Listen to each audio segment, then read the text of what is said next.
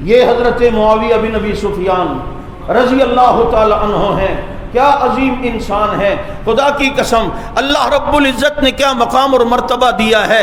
قرآن لکھنے کے لیے نبی نے حضرت معاویہ رضی اللہ تعالی عنہ کا انتخاب فرمایا ہے۔ میرے نبی کے ساتھ سفر کرتے ہیں، نبی کے ساتھ ہیں، نبی کو وضو کروا رہے ہیں، نبی کو وضو کرانے کی خدمت لی ہے۔ ہائے کیا خوبصورت منظر ہے۔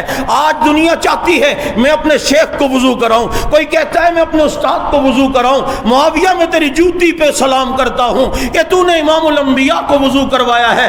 امام الانبیاء کو وضو کرانے کی خدمت حضرت معاویہ کے پاس تھی۔ وہ منظر سوچو، میرے پیغمبر جب اپنی آستینیں اوپر کرتے ہوں گے، معاویہ نبی کی کلائیوں کو دیکھتا ہوگا، معاویہ نبی کا وضو دیکھ رہا ہے، معاویہ نبی کے چہرے پہ پڑنے والے پانی کے چمکدار قطرات دیکھ رہے ہیں، اور پھر معاویہ نبی کو مسح کرتے ہوئے دیکھ رہے ہیں۔ وضو کرتے کرتے میں تصورات کی دنیا میں جا کے سوچتا ہوں کہ نبی کی زلفیں بھی آگے آ جاتی ہوں گی، چہرے پر آ جاتی ہوں گی۔ میں نے تصورات میں چاند سے پوچھا، یہ چاند اپنے نبی سے پوچھا، آقا یہ چاند کالے بادلوں سے نکلتا ہے کس طرح؟ کبھی 14ویں کا چاند دیکھا ہے، کالے بادلوں میں گھستا ہے نکلتا ہے، گھستا ہے نکلتا ہے، اور وہ منظر بڑا پیارا لگتا ہے۔ میں نے اپنے نبی سے تصورات میں پوچھا، آقا یہ چاند کالے بادلوں سے نکلتا ہے کس طرح؟